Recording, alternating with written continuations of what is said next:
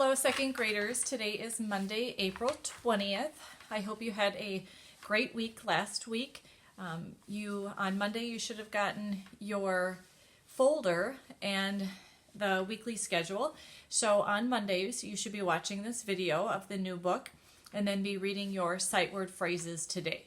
Tomorrow, you should rewatch the book and then do a writing assignment. Now that you have your writing books, you should be able to complete that very easily.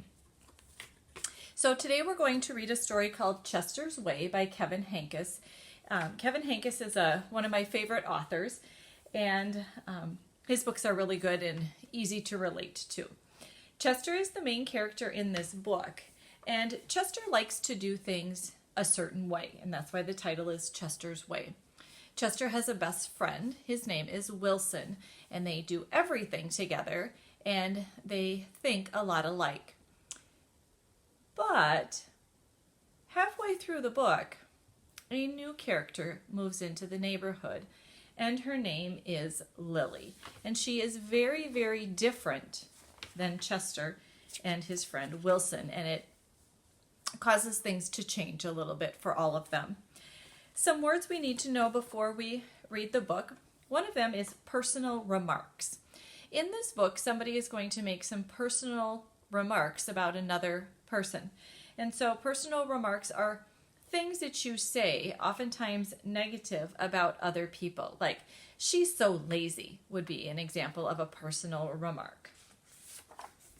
Another word is fierce. This word is kind of tough to read because the C is acting like an S. If something is fierce or someone is fierce, they're acting mean and scary. Sometimes we think of tigers or certain animals as being fierce. This word is disguises. In this book, Lily likes to dress up in disguises. A disguise is a costume so that nobody knows who you are. Chester and Wilson are going to be described in this book as two peas in a pod. Two peas in a pod means that they are the same. They are very much alike. And the last word is duplicated. If something has been duplicated, it has been copied. So it's exactly the same as something else. So these are the words that you will hear in today's story. Chester's Way by Kevin Henkes. Hello, my name is Chester. I like croquet and peanut butter and making my bed. Kind of strange for a young person. Chester had his own way of doing things. He always cut his sandwiches diagonally. He always got out of bed on the same side. And he never left the house without double knotting his shoes. Chester always had the same thing for breakfast, toast with jam and peanut butter. And he always carried a miniature first aid kit in his back pocket, just in case. You definitely have a mind of your own, said Chester's mother. That's one way to put it, said Chester's father. So Chester is very responsible and safe for such a young child. Chester's best friend Wilson was exactly the same way. That's why they were best friends. Chester wouldn't play baseball unless Wilson played, and they never swung at the first pitch or slid head first. Wilson wouldn't ride his bike unless Chester wanted to, and they always used hand signals. If Chester was hungry, Wilson was too, but they rarely ate between meals. Some days, I can't tell those two apart, said Wilson's mother. Me either, said Wilson's father. Chester and Wilson, Wilson and Chester. That's the way it was. They loved to go on picnics. Once, when Wilson accidentally swallowed a watermelon seed and cried because he was afraid that a watermelon plant would grow inside him, Chester swallowed one too. Don't worry, said Chester. Now if you grow a watermelon plant, I will grow one too. Chester duplicated, remember that means copied, his Christmas list every year and gave a copy to Wilson because they always wanted the same things anyway. For Halloween, they always dressed as things that went together. Salt and pepper shakers, 2 mittens on a string, ham and eggs. They really are 2 peas in a pod, said Chester's mother. Looks like it, said Chester's father. In spring, Chester and Wilson shared the same umbrella. In winter, they never threw snowballs at each other. In fall, they raked leaves together. And in summer, they reminded each other to wear sunscreen so they wouldn't burn. Chester and Wilson, Wilson and Chester. That's the way it was. And then Lily moved into the neighborhood. Lily had her own way of doing things. I am Lily. I am the queen. I like everything. She wore Band-Aids all over her arms and legs to look brave. She talked backwards to herself, sometimes so no one would know what she was saying. And she never left the house without one of her nifty disguises. Lily waved at all the cars that passed by, even if she didn't know them. And she always carried a loaded squirt gun in her back pocket, just in case. She definitely has a mind of her own, said Chester. That's one way to put it, said Wilson. When Lily asked Chester and Wilson to play, they said they were busy. When she called them up on the phone, they disguised their voices and said they weren't home. It's not very nice. If Lily was walking on the one side of the street, Chester and Wilson crossed to the other and hid. She's something else, said Chester. Looks like it, said Wilson.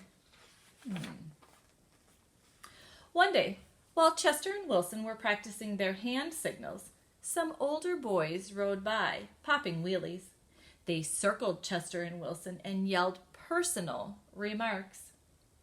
Chester and Wilson didn't know what to do. Just then, they were about to give up hope. A fierce-looking cat with horrible fangs jumped out of the bushes and frightened the older boys away. Is it really a cat? What do you think that is? Are you who I think you are? Chester asked the cat. Of course, the cat replied. Thank you, Lily, said Chester. You're welcome, Chester, said Lily. Thank you, Lily, said Wilson. You're welcome, Wilson, said Lily. I'm glad you were wearing a disguise, said Chester. And I'm glad you had your squirt gun, said Wilson. I always do, said Lily, just in case. Afterward, Chester invited Lily over for lunch. You have a mussel mouse cup, said Lily. Of course, said Chester. I do too, said Lily. Same here, said Wilson. So they're finding some similarities here. Chester and Wilson cut their sandwiches diagonally. Lily asked Chester's mother if she had cookie cutters, and she made stars and flowers and bells. That's neat, said Chester. Wow, said Wilson. That night, Lily invited Chester and Wilson to sleep over. You have a nightlight, said Chester. Of course, said Lily. I do too, said Chester. Same here, said Wilson. Chester and Wilson wanted toast with jam and peanut butter for breakfast the next morning. Boring, said Lily.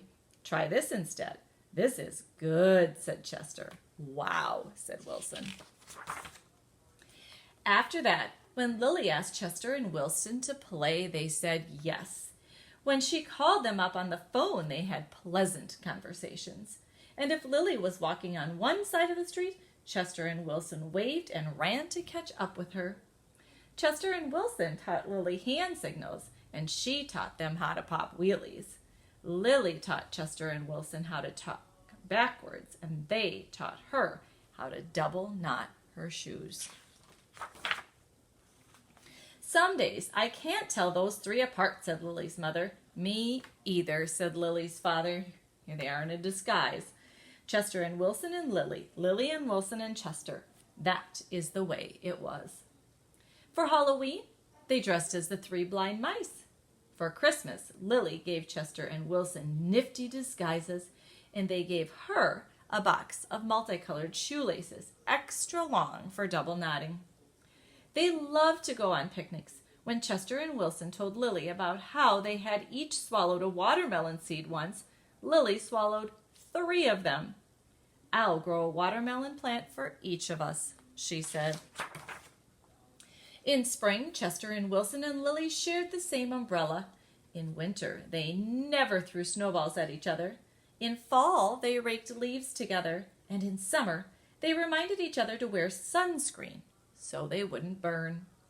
Chester and Wilson and Lily, Lily and Wilson and Chester. That's the way it was.